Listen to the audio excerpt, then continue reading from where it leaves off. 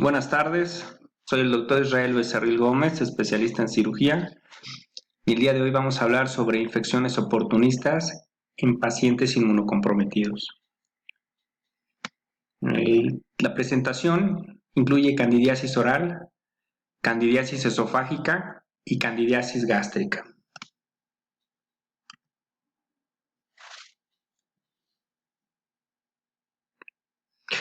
El contenido de la presentación está conformado por una introducción. Vamos a hablar un poco sobre Candida albicans, la clasificación por apariencia, lesiones asociadas y otros, signos y síntomas, causas, especies, factores predisponentes, diagnóstico, tratamiento, higiene de la dentadura, pronóstico, epidemiología, historia, sociedad y cultura, para complementar con las referencias bibliográficas. La candidiasis oral es una micosis o una infección por hongos o levadura de la especie Cándida en las membranas mucosas de la boca. Aquí en la imagen podemos ver placas algodonosas que corresponden a una infección por candidiasis oral. La Candida albicans es el organismo más comúnmente implicado en este tipo de infecciones. Se transporta a la boca de aproximadamente el 50% de la población mundial como un componente normal de la microbiota oral. Este estado de transporte de candidal, así se le denomina, no se considera una enfermedad, pero cuando las especies de cándida se vuelven patógenas e invaden los tejidos del huésped, puede ocurrir candidiasis oral. Este cambio generalmente constituye una infección oportunista por microorganismos normalmente inofensivos debido a factores locales, es decir, mucosos o sistémicos que alteran la inmunidad del huésped. En cuanto a la historia, podemos mencionar que la candidiasis oral se ha reconocido a lo largo de la historia. Se cree que la primera descripción de esta condición ocurrió en el siglo IV a.C., en un escrito llamado Epidemics, un tratado que es parte del corpus hipocrático, donde se dice que las descripciones de lo que suena como candidiasis oral ocurren como graves síntomas subyacentes de enfermedad. El término coloquial aftas se refiere a la semejanza de las manchas blancas presentes en algunas formas de candidiasis, por ejemplo, candidiasis pseudomembranosa con el pecho del ave del mismo nombre, de ahí que se denomine aftas.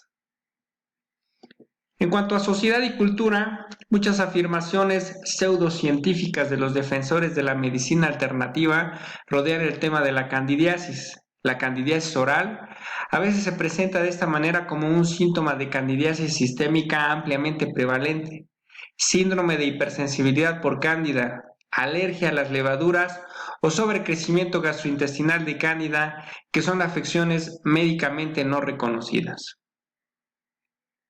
Epidemiológicamente podemos mencionar lo siguiente.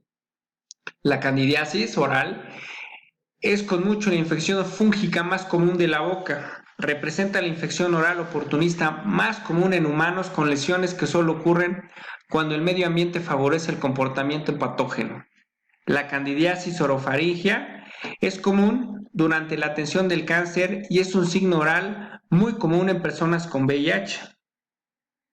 La candidiasis oral ocurre en aproximadamente 2/3 de las personas con SIDA y candidiasis esofágica concomitantes. La incidencia de todas las formas de candidiasis ha aumentado en las últimas décadas. Esto se debe a los avances en la medicina, con cirugías y procedimientos médicos más avanzados, un uso más generalizado de antibióticos de amplio espectro, terapias de inmunosupresión, y bueno, la pandemia mundial de VIH-Sida ha sido el factor más importante en el aumento de la incidencia de candidiasis oral desde la década de 1980. La candidiasis oral es una micosis o una infección micótica. Tradicionalmente se clasifica mediante el sistema de Lerner, originalmente descrito en la década de 1960 en formas aguda y crónica. Algunos de los subtipos casi siempre se presentan como agudos, por ejemplo, candidiasis pseudomembranosa aguda. y otros crónicos. Sin embargo, estas presentaciones típicas no siempre son ciertas, lo que creó problemas con este sistema. Una clasificación propuesta más recientemente de la candidiasis va a distinguir a una candidiasis de tipo primario y secundario. En la primaria, la afección se limita a la boca y los tejidos periorales. La candidiasis oral secundaria, hay afección de otras partes del cuerpo además de la boca. El virus de la inmunodeficiencia humana, la pandemia del síndrome de inmunodeficiencia adquirida por VIH-Sida, ha sido un factor importante en el alejamiento de la clasificación tradicional, ya que ha llevado a la formación de un nuevo grupo de pacientes que presentan formas atípicas de candidiasis oral. Les presento la clasificación tradicional de la candidiasis oral: candidiasis aguda, candidiasis crónica. Dentro de la candidiasis aguda podemos encontrar una candidiasis denominada pseudomembranosa o la candidiasis oral como la conocemos. Candidiasis atrófica. Dentro de la candidiasis crónica tenemos dos tipos: la candidiasis atrófica y la candidiasis hiperplásica. Dentro de esta, a su vez, se divide en una candidiasis oral crónica o cándida leucoplásica con leucoplasia, síndrome de endocrinopatía por candidiasis, candidiasis mucocutánea localizada crónica y candidiasis crónica difusa. La clasificación primaria y secundaria de la candidiasis oral es la siguiente: candidiasis oral primaria del grupo 1, pseudomembranosa, aguda o crónico, eritematoso, agudo o crónico, hiperplásico, que se puede manifestar en forma de placa o en forma nodular. Vamos a tener también lesiones asociadas a la cándida, como lo es la estomatitis relacionada con dentaduras postizas, estomatitis angular, glositis romboide media, eritema gingival lineal. En lo referente a la candidiasis oral secundaria grupo 2, tenemos manifestaciones orales de candidiasis mucocutánea sistémica debido a enfermedades como aplasia tímica y síndrome de endocrinopatía por candidiasis. Por apariencia, generalmente se reconocen tres aspectos clínicos principales de la candidiasis: una candidiasis pseudomembranosa, otra eritematosa o atrófica y una hiperplásica. La mayoría de las veces los individuos afectados muestran un tipo claro, pero a veces puede haber más de una variante clínica en la misma persona. Pseudomembranoso. La candidiasis pseudomembranosa aguda es una forma clásica de candidiasis oral comúnmente conocida como aftas. En general, es el tipo más común de candidiasis oral, representa aproximadamente el 35% de los casos de candidiasis oral. Se caracteriza por una capa o parches individuales de esfacelo blanco pseudomembranoso que se puede limpiar fácilmente para revelar una mucosa eritematosa o enrojecida y a veces mínimamente sangrante. Estas áreas de pseudomembrana a veces se describen como leche cuajada o requesón, como lo podemos ver en la imagen. El material blanco que se llega a formar por detritos, fibrina y epitelio descamado que ha sido invadido por células de levadura e hifas, invade la profundidad del estrato espinoso, permitiendo imágenes como la que podemos ver en el extremo inferior de la pantalla. Como se revela una superficie eritematosa debajo de las hemomembranas, algunos consideran las etapas de la candidiasis pseudomembranosa y otras como candidiasis eritematosa de la misma entidad. Algunas fuentes afirman que si hay sangrado cuando se retira la pseudomembrana, es probable que la mucosa haya sido afectada por un proceso subyacente, como lo es el líquen plano o por quimioterapia. La candidiasis pseudomembranosa puede afectar cualquier parte de la boca, pero generalmente aparece en la lengua, en las mucosas bucales o el paladar. Continuando con la candidiasis pseudomembranosa o del grupo pseudomembranoso, es clásicamente una afección aguda que aparece en bebés, personas que toman antibióticos o medicamentos inmunosupresores y en enfermedades inmunocomprometidas.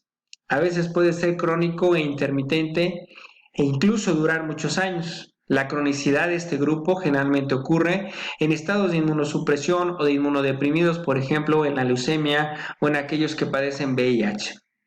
También en personas que usan corticosteroides por vía tópica o en aerosol. La candidiasis pseudomembranosa aguda y crónica son indistinguibles en apariencia. Eritematoso o candidiasis del grupo eritematosa. Esta candidiasis eritematosa o atrófica es cuando la afección aparece como una lesión roja de aspecto crudo, como lo podemos ver en la imagen.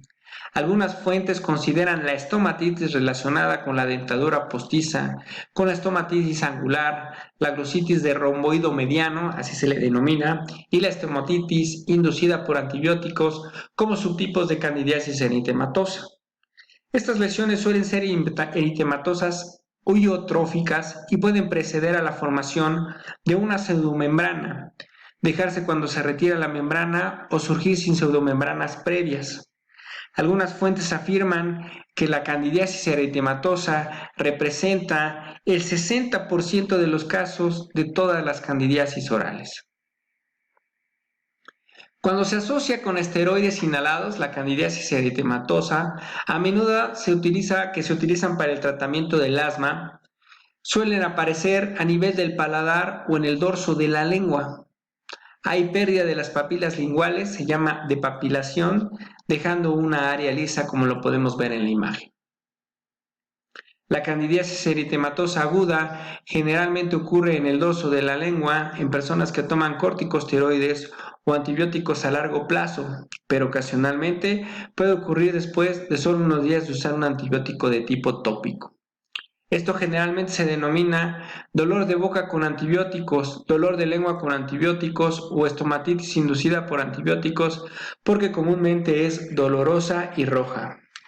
La candidiasis eritematosa crónica se asocia más con el uso de prótesis, como generando estomatitis relacionada con la dentadura.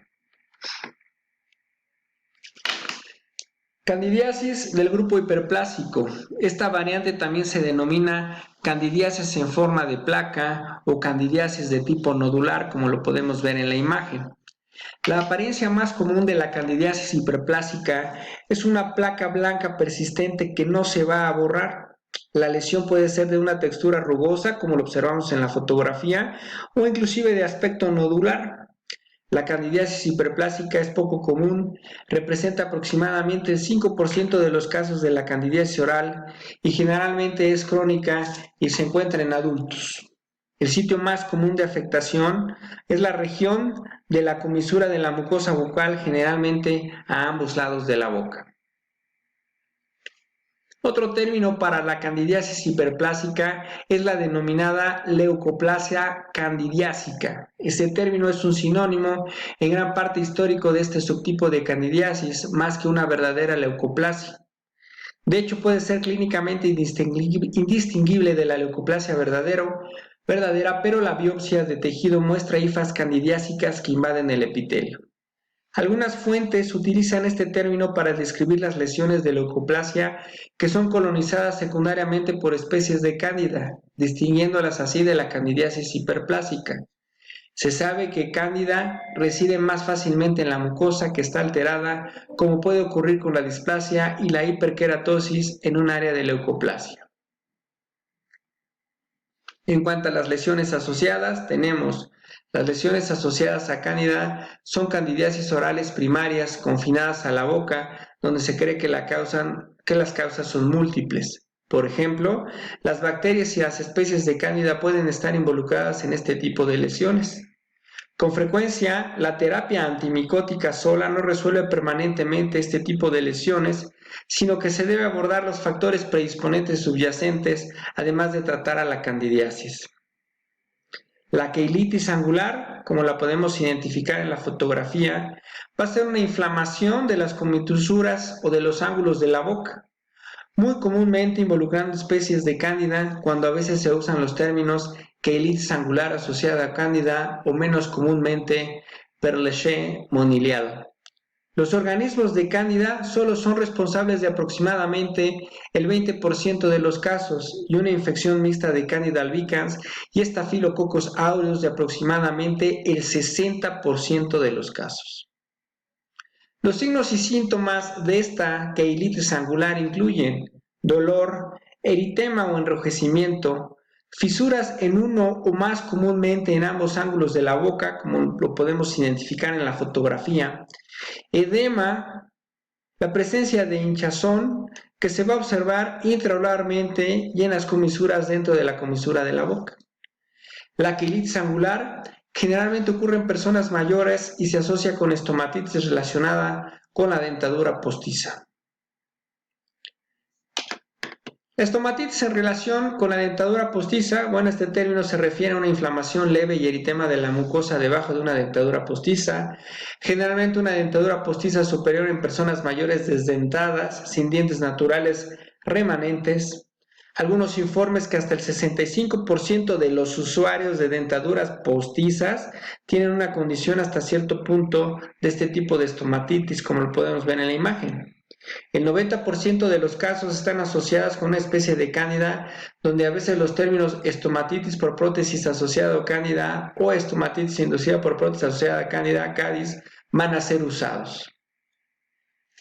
Con mucho, la estomatitis relacionada con la dentadura postiza es la forma más común de candidiasis oral, aunque esta afección también se conoce como dolor de boca por dentadura postiza, rara vez hay dolor. Cándida se asocia con aproximadamente el 90% de los casos de estomatitis relacionada con la presencia de dentaduras de tipo postizo. Glositis romboide mediana. Aquí tenemos un ejemplo de cómo podemos identificar este tipo de glositis, que forman un rombo a nivel de la parte media de la lengua en su dorso.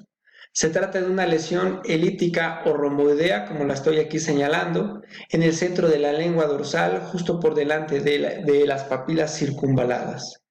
El área de esta depilada, enrojecida, roja o blanquecina y rara vez les llega a doler al paciente. Con frecuencia hay especies de cándida en la lesión y a veces va a haber una mezcla con bacterias concomitantes. En cuanto al eritema gingival lineal, este que podemos aquí identificar en la imagen y que estoy señalando, se trata de una banda lineal localizada o generalizada de gingivitis eritematosa, o también denominada inflamación de las encías. Se observó por primera vez en personas infectadas por el VIH y se denominó gingivitis por VIH, pero la afección no se limita a este grupo.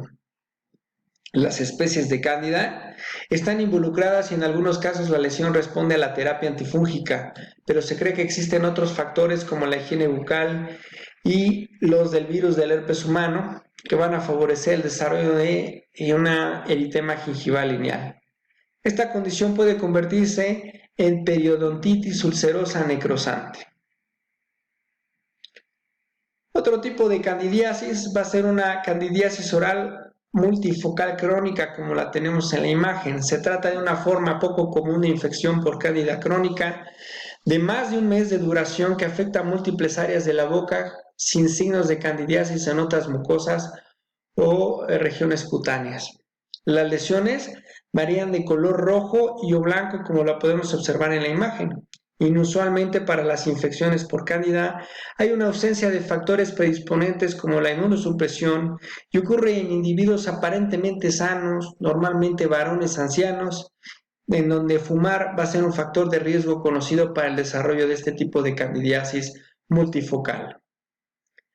La candidiasis mucocutánea, como la podemos observar en la fotografía, se refiere a un grupo de síndromes raros que se caracterizan por lesiones candidiásicas crónicas a nivel de la piel, a nivel de la boca y en otras membranas mucosas, es decir, es una candidiasis oral de tipo secundario.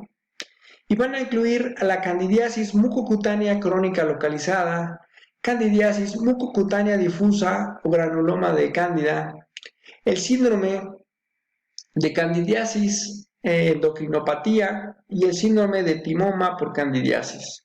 Aproximadamente el 90% de las personas con candidiasis mucocutánea crónica tienen candidiasis a nivel de la boca.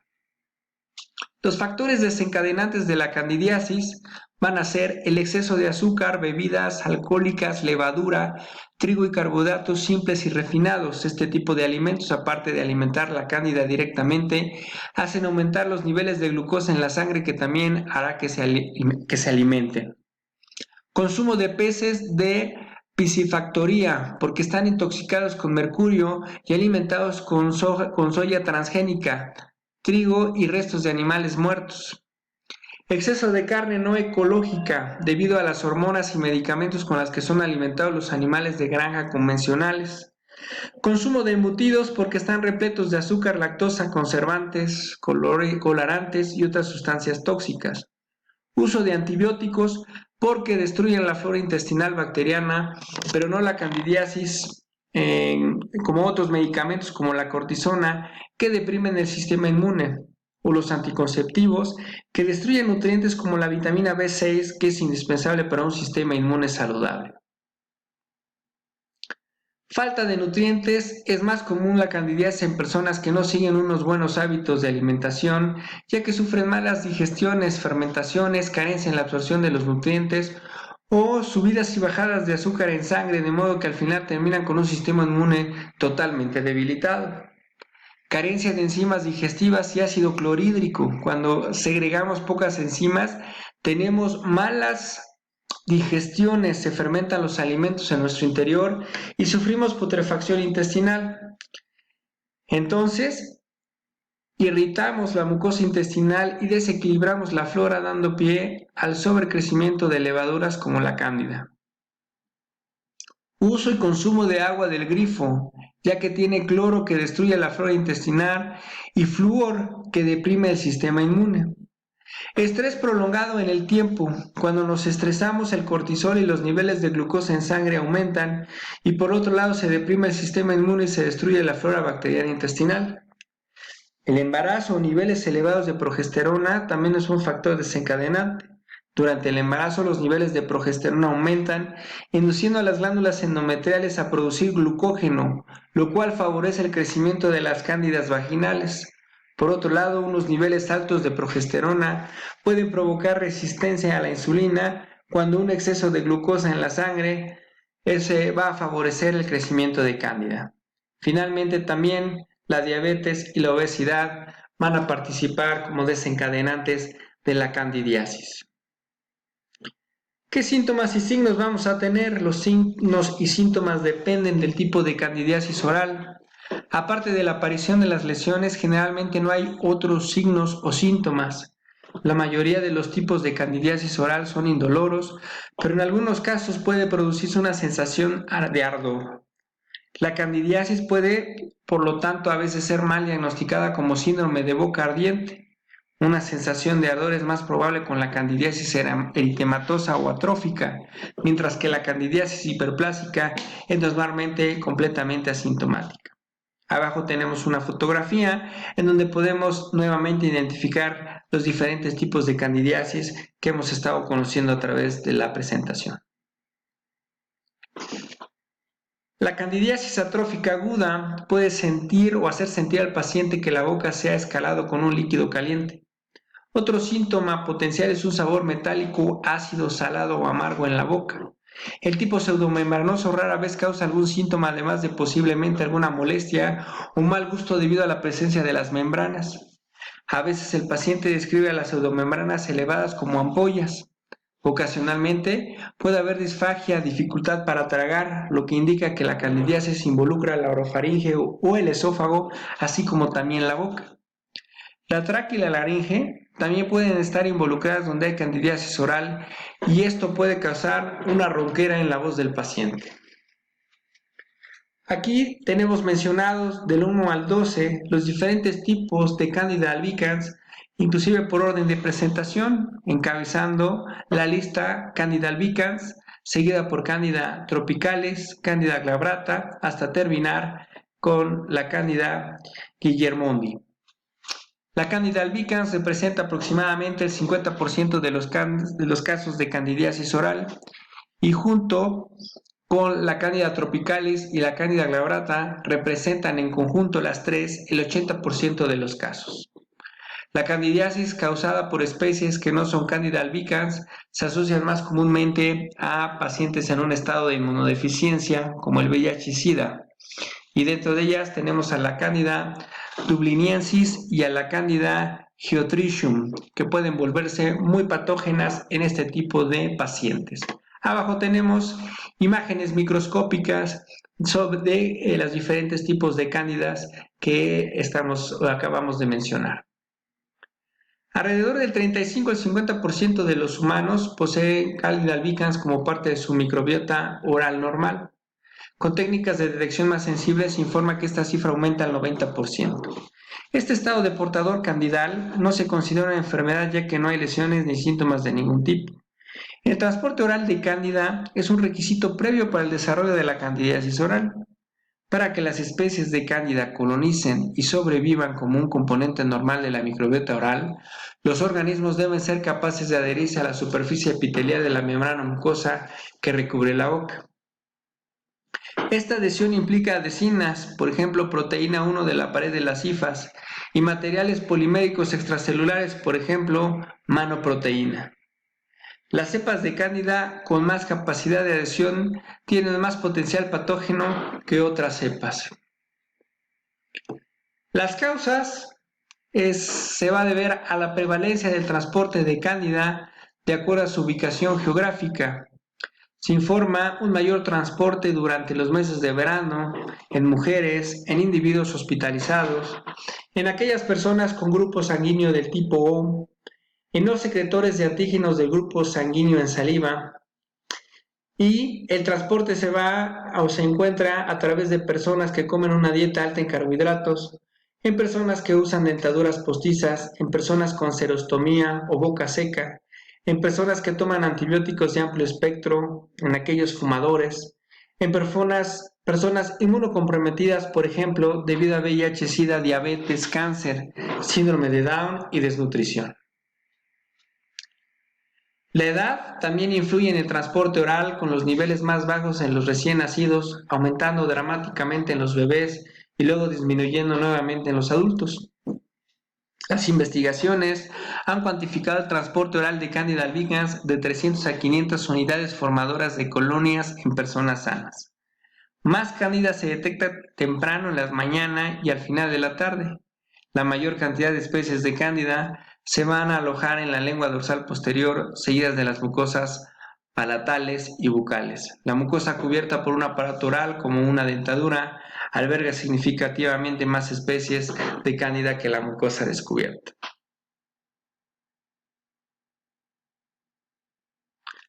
Cuando las especies de Cándida causan lesiones, el resultado de la invasión de los tejidos del huésped se va a denominar candidiasis. Algunos consideran que la candidiasis oral es un cambio en el entorno oral normal en lugar de una exposición a una verdadera infección como tal.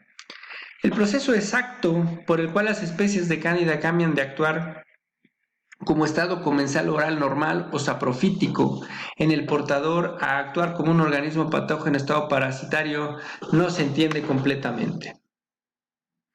Varias especies de Cándida son polimorfogénicas, es decir, capaces de crecer en diferentes formas dependiendo de las condiciones ambientales.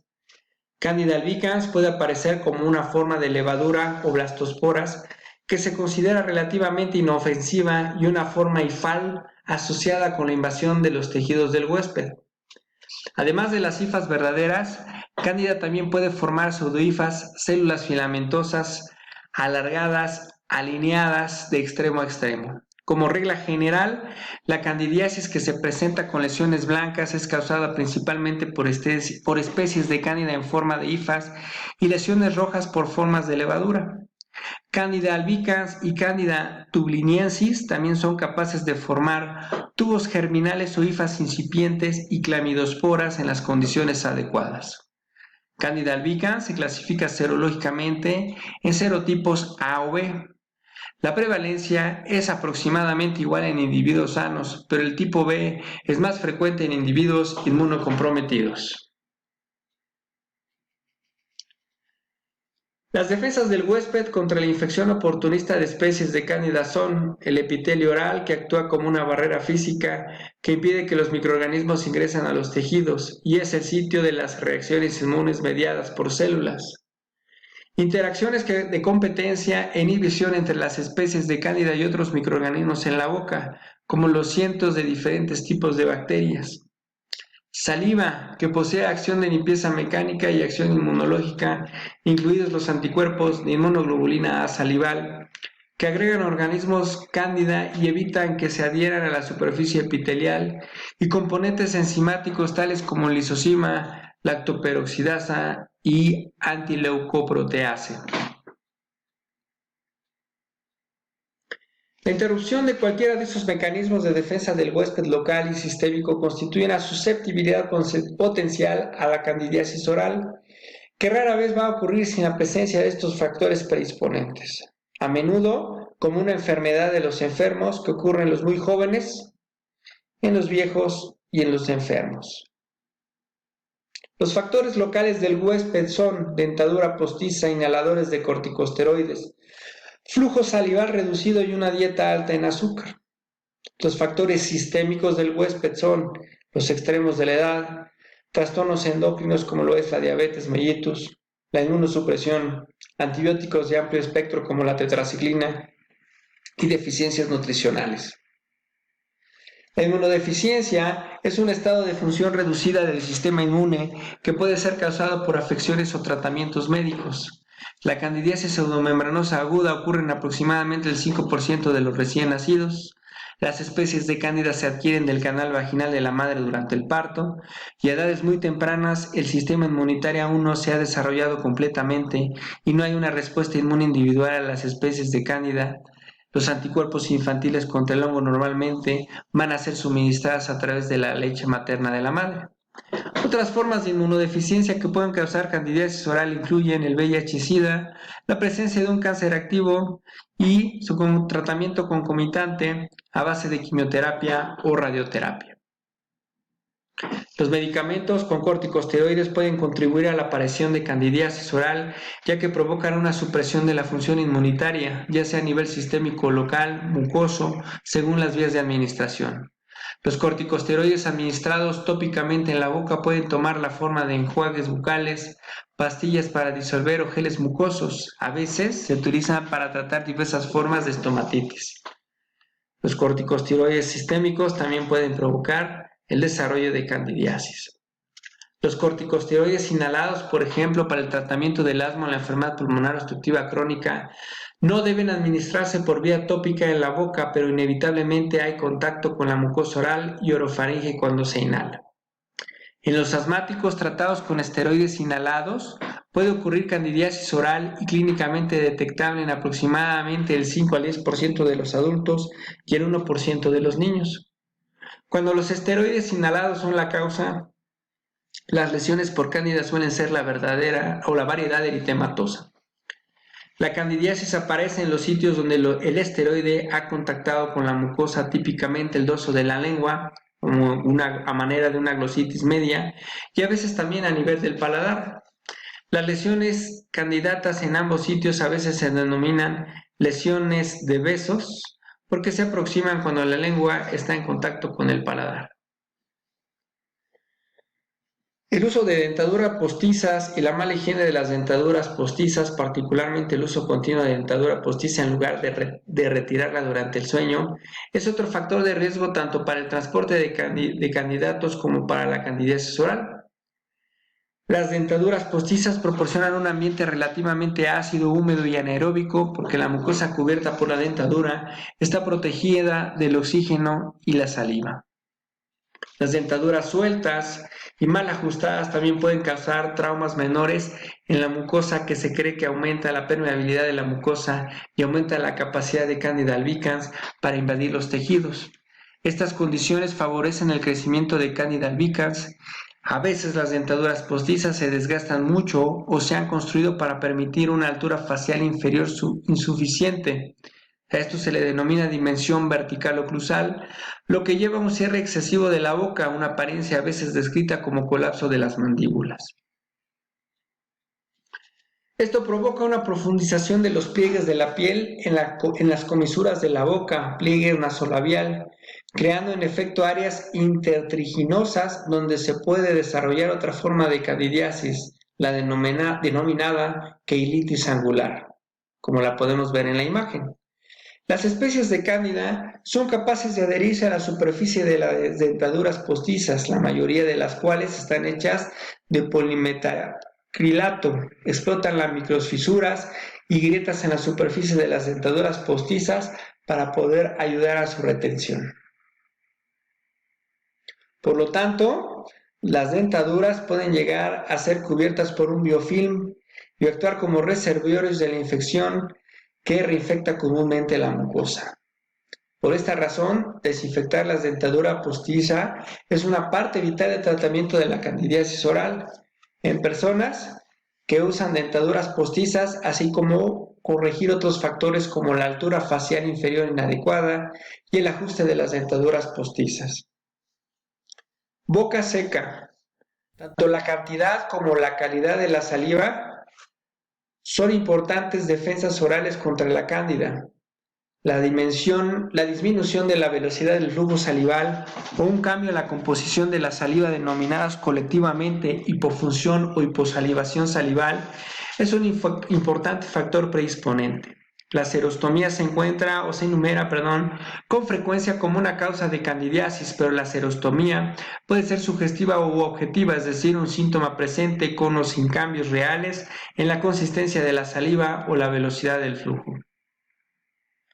La alimentación o dieta, la desnutrición, ya sea por malabsorción o una dieta deficiente, especialmente las deficiencias hematínicas, hierro, vitamina B12, ácido fólico, pueden predisponer a la candidiasis oral al causar una disminución de las defensas del huésped y de la integridad epitelial. Por ejemplo, se cree que la anemia por deficiencia de hierro causa depresión de la inmunidad mediada por células. Algunas fuentes afirman que las deficiencias de vitamina A o piridoxina también están relacionadas. Existe evidencia limitada de que una dieta rica en carbohidratos predispone a la candidiasis oral. Los estudios in vitro muestran que el crecimiento, la adhesión y la formación de biopelículas de candidal se ve reforzada por la presencia de carbohidratos como glucosa, galactosa y sacarosa. Fumar, el tabaquismo, y cuando es especialmente intenso, es un factor predisponente importante, pero se desconocen las razones de esta relación. Una hipótesis es que el humo del cigarrillo contiene factores nutricionales para Candida albicans o que se produce alteraciones epiteliales locales que facilitan la colonización de especies de Cándida. Los antibióticos de amplio espectro, como por ejemplo la tetraciclina, eliminan las bacterias competidoras y alteran la ecología normalmente equilibrada de los microorganismos orales que pueden causar candidiasis inducida por antibióticos. Otros factores pueden contribuir a la infección, incluidos los trastornos endocrinos, por ejemplo, diabetes mellitus mal controlada, o la presencia de algunas otras lesiones mucosas, especialmente aquellas que causan hiperkeratosis y o displasia, por ejemplo, el líquen plano. Tales cambios en la mucosa le predisponen a una infección secundaria con candidiasis.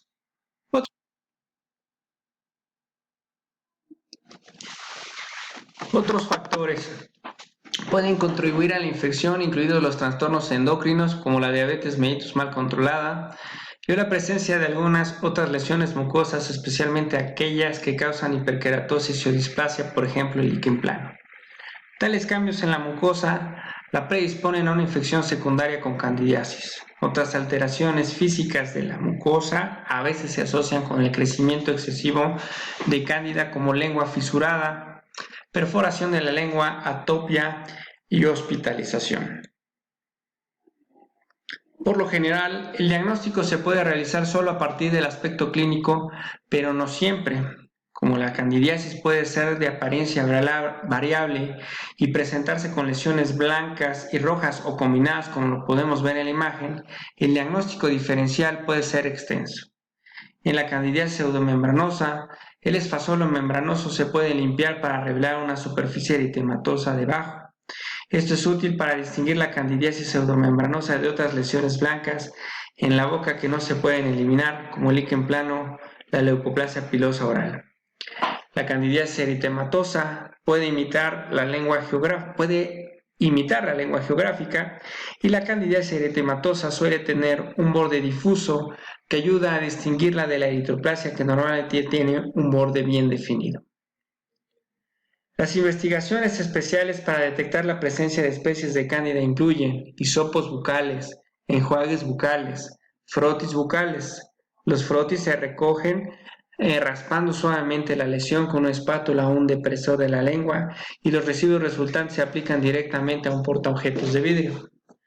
Se toman hisopos orales si se requiere cultivo. Algunos recomiendan que se tomen hisopos de 3 sitios bucales diferentes. El enjuague bucal implica enjuagar la boca con solución salina tamponada con fosfato durante 1 minuto y luego escupir la solución en un recipiente que se examina en un laboratorio de patología. La técnica de enjuague bucal puede distinguir entre portadores de candidiasis comensal y candidiasis. Si se sospecha leucoplasia candidiásica, puede estar indicada una biopsia. Los frotis y las biopsias generalmente se tiñen con ácido periódico Schiff, que tiñe los carbohidratos en las paredes celulares de los hongos en magenta. La tinción de Gram también se utiliza ya que las tinciones de cándida son fuertemente Gram positivas. Se busca una afección médica subyacente y esto puede incluir análisis de sangre para el recuento sanguíneo completo y hematínicos. Si se toma una biopsia, el aspecto histopatológico puede ser variable según el tipo clínico de candidiasis. La candidiasis pseudomembranosa muestra un epitelio hiperplástico con una capa de escamante, es decir, separadora o paraqueratósica superficial. Las cifas penetran hasta la profundidad del estrato espinoso y aparecen como estructuras débilmente basófilas. Las células polimorfonucleares también se infiltran en el epitelio y las células inflamatorias crónicas se infiltran en la lámina propia. La candidiasis atrófica aparece como un epitelio atrófico delgado, no queratinizado. Las cifas son escasas e infiltraciones de células inflamatorias del epitelio y la lámina propia. En esencia, la candidiasis atrófica aparece como la candidiasis pseudomembranosa sin la capa de desencamante superficial. La candidiasis hiperplástica va a ser variable y habitualmente hay epitelio hiperplástico y acantótico con paraqueratosis. Hay un infiltrado de células inflamatorias y son visibles las cifas. A diferencia de otras formas de candidiasis, la candidiasis hiperplástica puede mostrar displasia.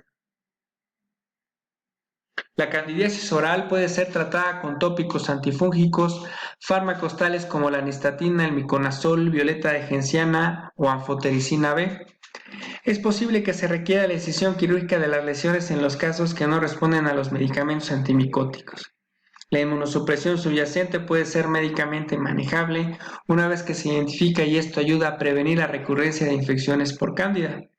Los pacientes inmunodeprimidos, ya sea con VIH, SIDA o con resultado de quimioterapia, pueden requerir prevención sistemática o tratamiento con antimicóticos administrados por vía oral o intravenosa.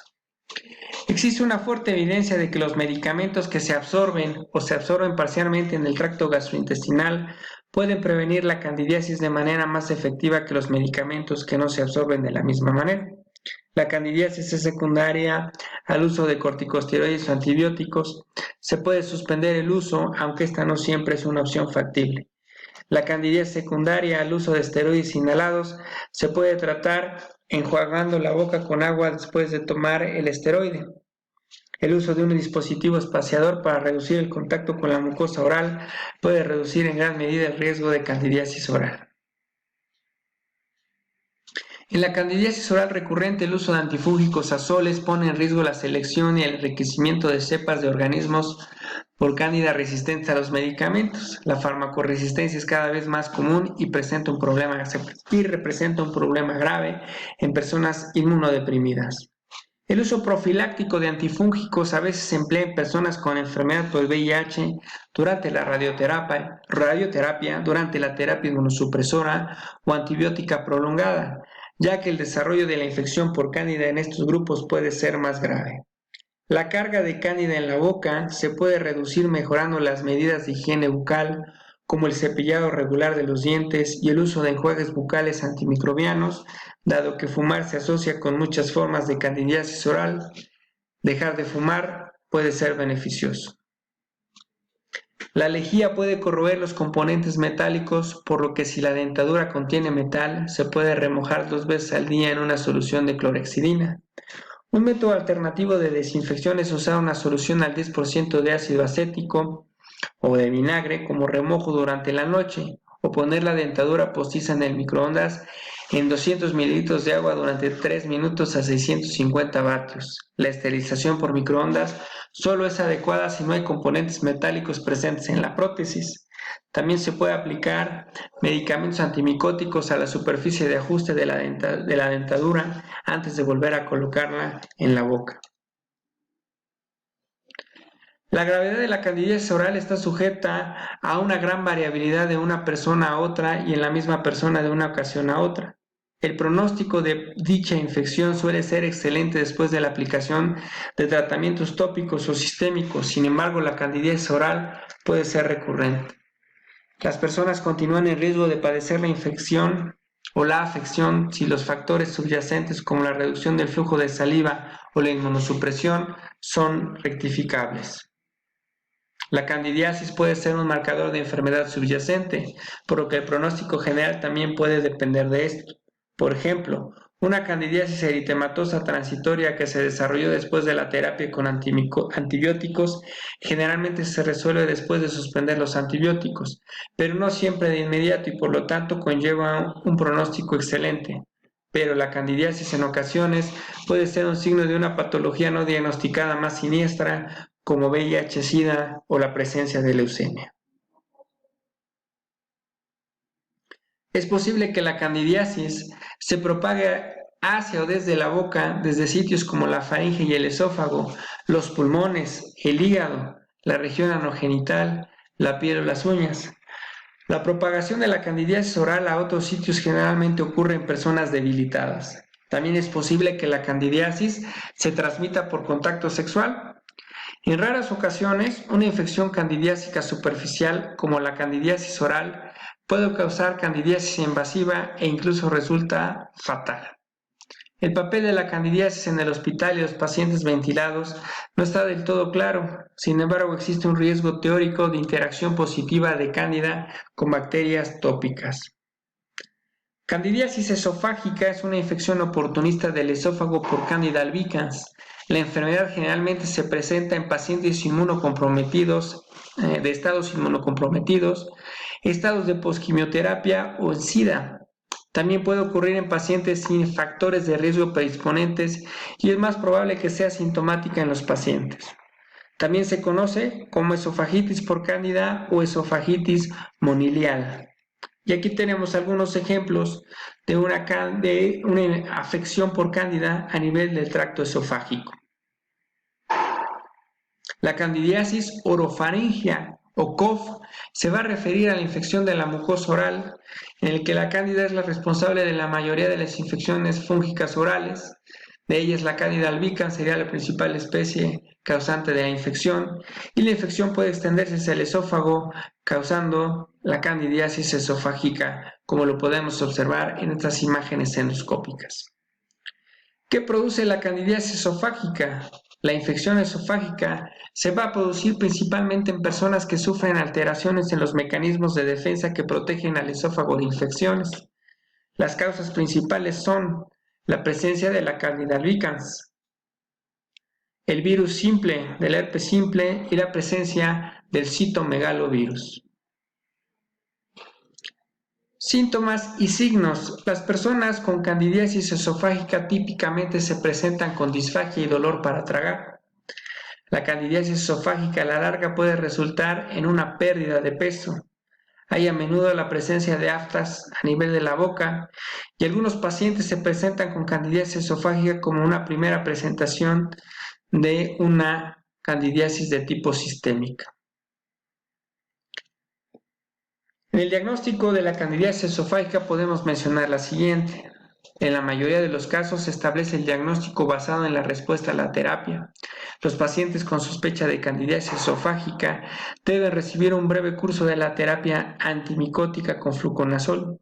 Si la infección se resuelve después del tratamiento con fluconazol, entonces el diagnóstico de la candidiasis esofágica se hace y no se necesita mayor investigación.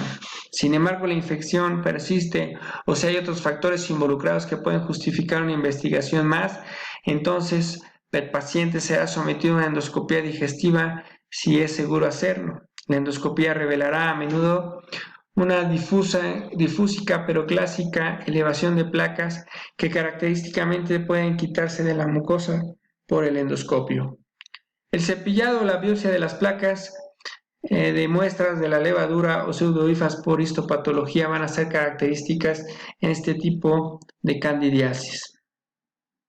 Hay varias maneras de diagnosticar la candidiasis. Por análisis de sangre, si los niveles de eosinófilos tienden a estar en el extremo máximo y a la vez los niveles de basófilos bajos, es una señal de que hay alguna alteración bacteriana y sobrecrecimiento de levaduras. El test de la arabinosa en orina es un tipo de azúcar que en presencia de candidiasis no se metaboliza adecuadamente por la orina y da resultados de test elevado.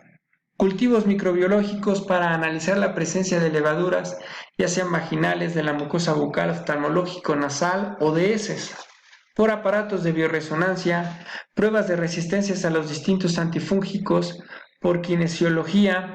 Con esta técnica además se puede precisar con mucho detalle qué alimentos excluir de la dieta. Hay varias maneras de diagnosticar la candidiasis por sintomatología. Si al leer la sintomatología se padecen varios síntomas. Test del vaso y la saliva. Según Andreas Moritz en su libro Los secretos eternos de la salud, al levantarse por la mañana hay que enjuagarse la boca y luego llenar un vaso de agua fresca. Se junta un poco de saliva y se escupe en el vaso. Hay que observar qué sucede con la saliva durante los siguientes 30 a 40 minutos, en especial durante los primeros minutos. Si se tiene una infección por cándida, aparecerá al menos uno de estos indicios: hebras que se forman a partir de la saliva y descienden hacia el fondo del vaso, presencia de saliva de aspecto extraño en el fondo del vaso, pequeñas motas turbias suspendidas en el agua. Cuanto más rápido se formen las hebras y las pequeñas motas turbias, más extendida estará la infección. Si los indicios señalados suceden de inmediato, significa que la infección se ha extendido a otras partes del cuerpo. Por otro lado, si la saliva queda flotando en la superficie y el agua se mantiene perfectamente clara, lo más probable es que no se tenga ninguna infección. Cuando existe un desarrollo excesivo de bacterias, la prueba mostrará los resultados a cualquier hora del día. Y aquí tenemos la presencia en cómo podemos observar a la cándida en forma de levadura, de pseudohifa o de hifa. ¿Cómo curar la candidiasis esofágica? El tratamiento de la candidiasis esofágica puede incluir la administración de azoles, equinocándinas o anfotericina B. Se recomienda el uso de fluconazol a dosis de carga de 400 miligramos seguida de 200 a 400 miligramos al día durante 14 a 21 días para el tratamiento de la candidiasis esofágica debido a su excelente eficacia, facilidad, administración y bajo costo. El tratamiento de primera línea actual es el fluconazol, 200 miligramos en el primer día, seguido de la dosificación diaria de 100 miligramos durante al menos 21 días en total. El tratamiento debe continuar durante 14 días después del alivio de los síntomas. Otras opciones incluyen histatina, que no es un tratamiento eficaz para la candidiasis esofágica. Se puede utilizar como tratamiento para la candidiasis oral que se produce en el uso de bombas de asma. Medicamentos que tenemos para utilizar en casos refractarios o sistémicos serían los triazoles, tales como el itraconazol y la caspofungina y la anfotericina. La candidiasis gástrica. Es conocida la asociación de Helicobacter pylori y las úlceras gastroduodenales con cifras de prevalencias del 90 al 100% en la enfermedad ulcerosa no complicada. Sin embargo, la prevalencia de infección por Helicobacter pylori en pacientes que presentan una úlcera gastroduodenal perforada se encuentran únicamente entre el 42 y el 73% de los casos. Se puede sospechar que en la patogénesis de la perforación intervienen más factores y más gérmenes, como apuntan diferentes estudios. La colonización fúngica en las perforaciones gastroduodenales puede estar presente entre un 37.1 y un 54.2% de los casos. A pesar de que la infección por cándida se observa en pacientes con diversos antecedentes patológicos, también puede observarse en pacientes sanos y asociarse a perforaciones en el tracto gastrointestinal, como lo podemos ver en la fotografía.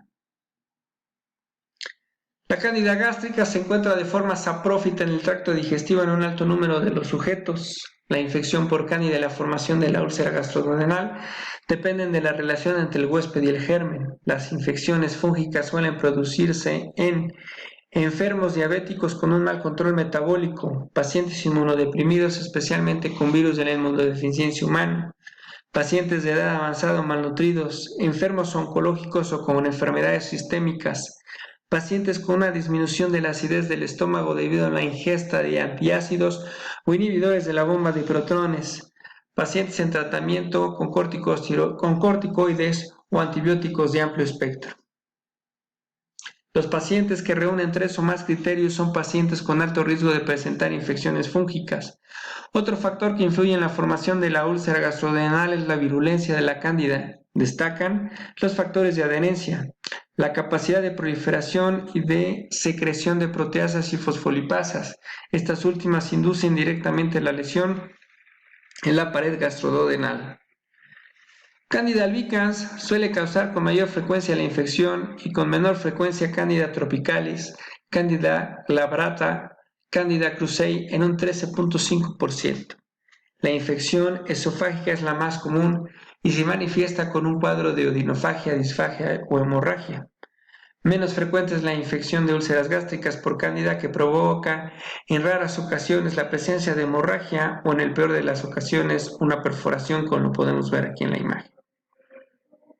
El tratamiento antifúngico se recomienda en los pacientes diagnosticados mediante endoscopía de la presencia de Cándida en una úlcera gastrodenal y que además presenta factores de riesgo como lo es la infección por VIH, enfermedades sistémicas o enfermedades oncológicas, ya que puede provocar complicaciones locales, perforaciones o hemorragias o infecciones sistémicas. Ante un paciente afectado de una perforación gástrica, se debe tener en cuenta la posible participación fúngica y obtener una muestra de líquido asítico y del tejido de la propia úlcera con el fin de realizar un diagnóstico precoz e iniciar un tratamiento farmacológico si fuese necesario. Se debe tener en cuenta en el caso de una candidiasis gástrica que en toda perforación hay un paso de contenido gastroduodenal a la cavidad peritoneal y también un paso de flora saprófita. La presencia de cándida en el líquido asítico puede ser un mero hallazgo clínico y no estar asociada a la etiología de la úlcera gástrica perforada. De la misma forma, es más que conocida la infección por cándida de úlceras neoplásicas de gran tamaño. La presencia de cándida en algunas ocasiones es un factor asociado más que un factor de características etiológicas. Cuando se han descartado los principales factores etiológicos como el Helicobacter pylori, el consumo de antiinflamatorios no esteroideos, neoplasias o estados de hipersecreción ácida, en los pacientes posoperados de perforaciones gástricas con presencia de cándida, en los sumocultivos, en los cultivos de líquido asítico o en los estudios anatomopatológicos de la úlcera gástrica, el tratamiento antifúngico se recomienda con el fin de evitar la diseminación hematógena y el shock séptico, y disminuir así de esta manera la morbimortalidad que puede llegar a ser hasta del 50%. El tratamiento antifúngico se recomienda sobre todo en pacientes con factores de riesgo de inmunosupresión, enfermedades oncológicas o sistémicas, o pacientes que cursen con una mala evolución posquirúrgica, presencia de fiebre, colecciones o choque séptico.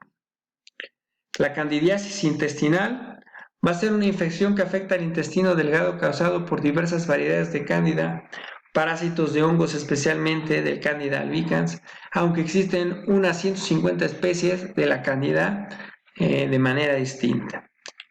La Candida albicans es una levadura que reside en nuestro tracto intestinal y si todo va bien vive en armonía dentro de nosotros y cumple sus funciones de mantener el equilibrio intestinal, eliminar restos de carbohidratos mal absorbidos, absorber cierta cantidad de metales pesados para evitar que entren en nuestra sangre y mantener el pH de nuestra sangre en equilibrio.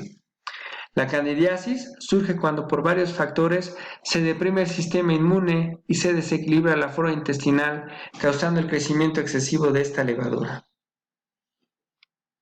A continuación, les pongo una serie de tablas con recomendaciones para la administración de los antifúngicos empleados en candidiasis invasora, así como su eficacia clínica, su seguridad y sus costos directos.